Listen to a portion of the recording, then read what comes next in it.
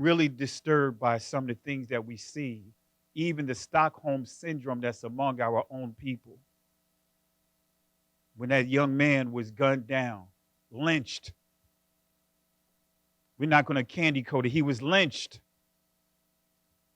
He was lynched.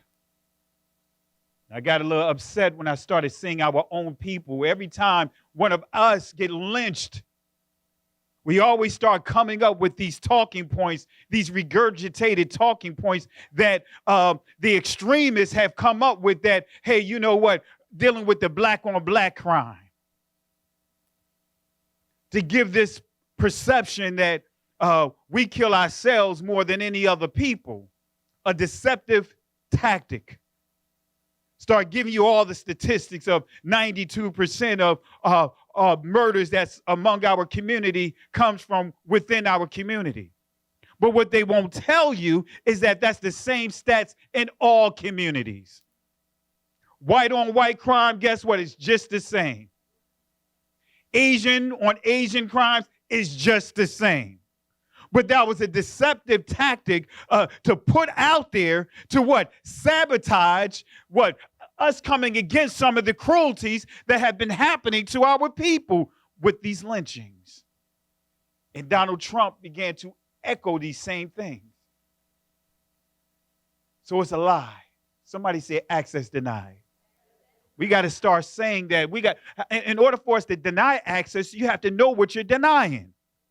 And the problem is we don't really have a clue of what we're denying.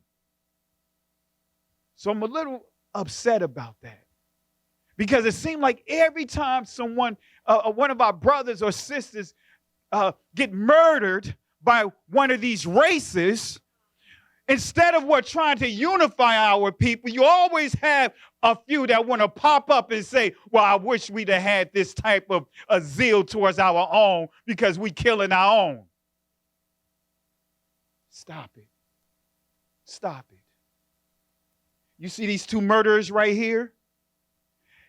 You see these two murderers? We're not going candy coated. They're murderers.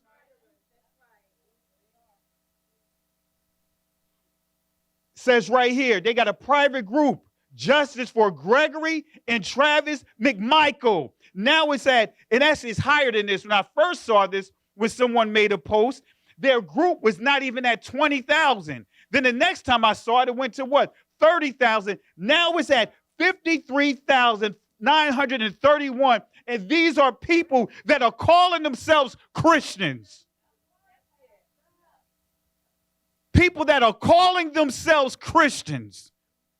The same people that have taught us a Caucasian Christ. So therefore, we have this image that they placed inside our minds. So whenever something happens, we automatically, Christ did say love our enemies. But then we hate our own brothers and sisters. But Christ did say love our enemies. But then when it comes to one another, hey, well, you know what? If you don't believe what I believe, then you're not my family. Do you see them doing that? The KKK, they call themselves a Christian organization. Look at this here. But yet, the Hebrew Israelites are the threat. We are the extremists. And I challenge anyone. Let's put the statistics next to each other. That's why I put this image behind here. I know we have young people here. I tried to blur it out just to make sure. But sometimes it's good to let our young people to see what's in front of them. When you start understanding the impact of slavery, actually, I'm not even going to call it slavery, the war that was declared against our people. They labeled it the transatlantic slave trade to minimize what actually was taking place. It was a world war that was declared on our people. It wasn't a slave trade. It was a world war.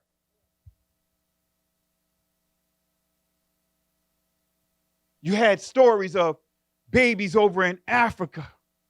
How they, tribes had to teach their children should something happen.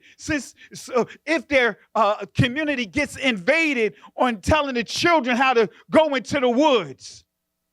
I'm talking 4 and 5 years old. They don't tell you about the horrors of how different tribes, communities were invaded, and the children run off in the woods. And guess what? And many of them ended up dying because of what? The animals, the wildlife. But they had to what? Find themselves into the woods and hear the slaughtering of their fathers and mothers, their grandmothers, grandfathers, their aunts, all the community.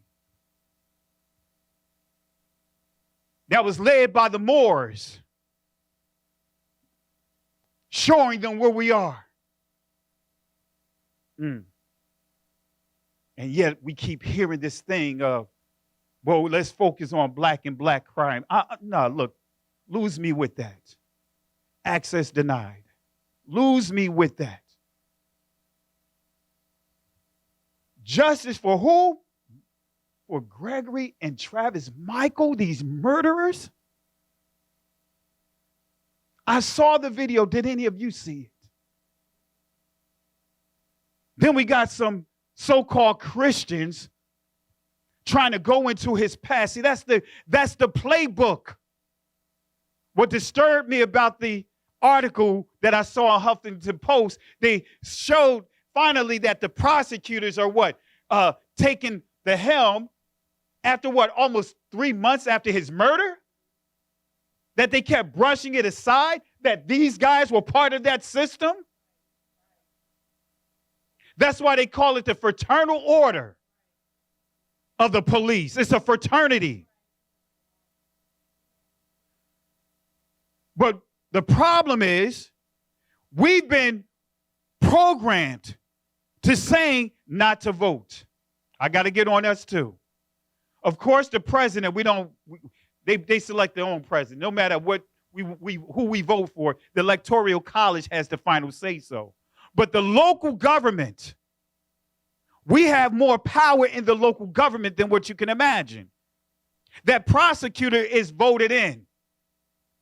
And the reason why in our communities we have prosecutors that's not a reflection of our community is because guess what? We didn't vote them in.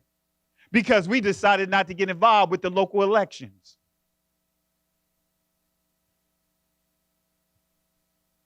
But nevertheless, it says here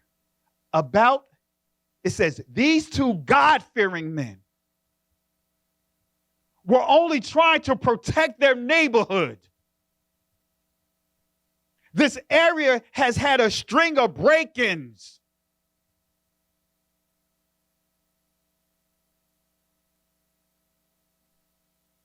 Someone jogging, but then they want to go into his past to make him into a criminal and try to pull up things of his past. Well, let's do that among all the communities that have raped our community. Let's pull up their past. Why is it when we start bringing up their past, we're told to get over it, but it's okay for them to bring up our past? But none of us want to say anything. Let's pull up their past. Let's pull up the past of even the current generation and the descendants, the people they descended from. Let's pull up their past and let's mark it and line it up with our past.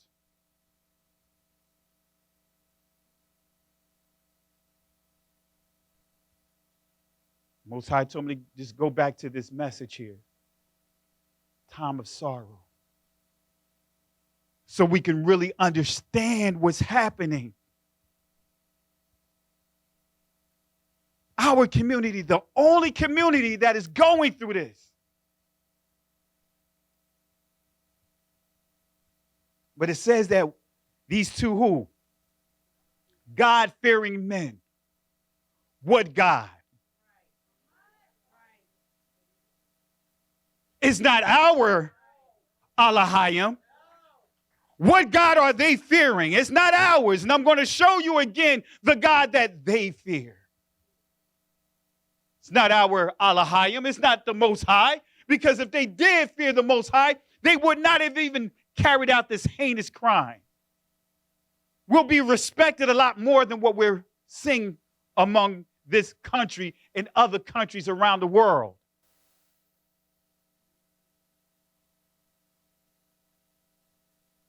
Remember when I did that video about Infinity of War? How many of you guys remember when I did that lesson? I got geeked out a little bit, but remember when I started highlighting the message in Infinity of War? You have the vision. Remember, how many of you guys remember Vision? How many of you guys remember that movie? The Avengers, Infinity of War. In that movie, you had Tony Stark, right? When you understand the whole origins behind it, the story behind it, he created a vision, this vision.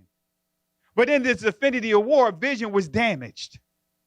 But then they took this vision to Africa, to Wakanda, to fix this broken vision. And now had everyone rallying behind what? A broken vision. Thanos said that the universe is unbalanced. So he has to what? Take away half of the life of the universe. Those are the same sentiments that Prince Charles echoed during that time, that Africa is being overly populated. So we have to do something to protect, and this is what he says, the wildlife. And you think this is what, a coincidence? You think it's a coincidence that we were put on the face of this virus?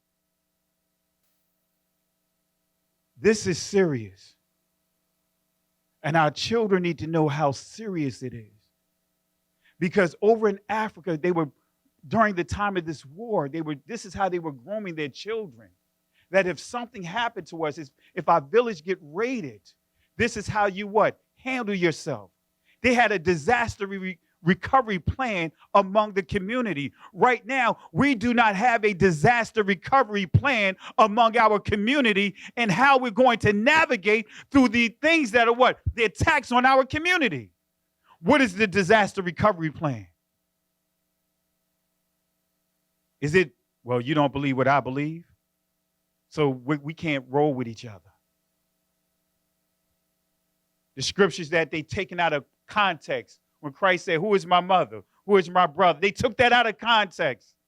And they taught it to our community that if no one believes in this Eurocentric Christ, then they're not your brother. They're not your sister. They're not your father. They're not your mother. They're not your uncle. They're not your aunt. If they don't believe in this Eurocentric image, we're your family. We're your family. So the lynching of Ahmaud Arbery, he got lynched, guys. He was lynched. In the lynching process, we think lynching is just hanging someone. No, that's part of the process. That's the end part of the process. The Hebrew Israelite Messiah was lynched. The disciples were lynched. When Rome invaded Jerusalem, sacked Jerusalem, the heart of Israel, guess what? They lynched them. They hung them on trees. Thousands upon thousands upon thousands of our ancestors. There's only one group of people that have been lynched like that. They were lynched. They weren't just crucified. No, they were lynched. Let's state what it really is. Because when we say crucified, guess what? Then you can add all what you want into it. Got our people walking around with crosses, celebrating a lynching. Think about it. Wearing a cross and enjoying, this remind me of what Christ did on the cross. No. Did the disciples wear one? Did Apostle Paul wear one? He was lynched. And the lynching process started before he was hung on that cross. Remember how he was tortured? How he was picked on? That's all part of the lynching. Spit on. They plucked out parts of his beard. That's similar to what's the process that happened to our people during the lynching. It's still happening right now. I shared some of the horror stories. They're burning our people, burning them, and then selling their bodies, parts of their bodies as souvenirs. You got chairs that are made out of our hair. The president, even George Washington, had our teeth in his mouth.